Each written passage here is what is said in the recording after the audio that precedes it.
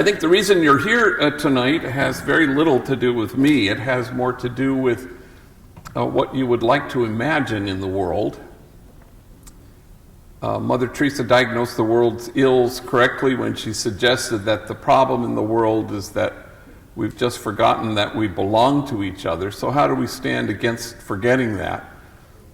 How do we galvanize the imagination in this room to imagine a circle of compassion and then imagine nobody standing outside that circle? How do we together dismantle the barriers that exclude? And to that end, people will say, like even the Pope and others, we, in order to do this, we have to go to the margins.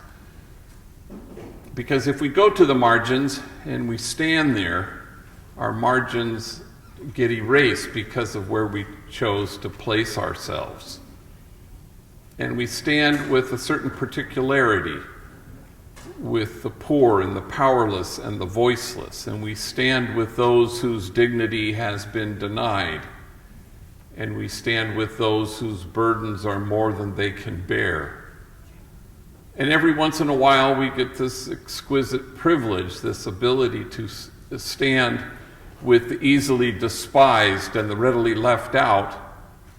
We get to stand with the demonized so that the demonizing will stop, and we get to stand with the disposable so that the day will come when we stop throwing people away.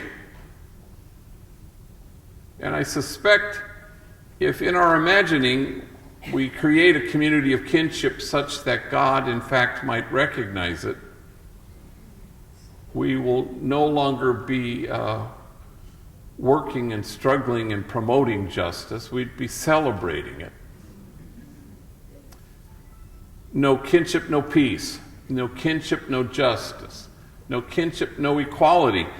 I think no matter how singularly focused we may well be on those worthy goals, the truth of the matter is they can't actually happen unless there's some undergirding sense that we belong to each other and that we have in fact stood against forgetting that.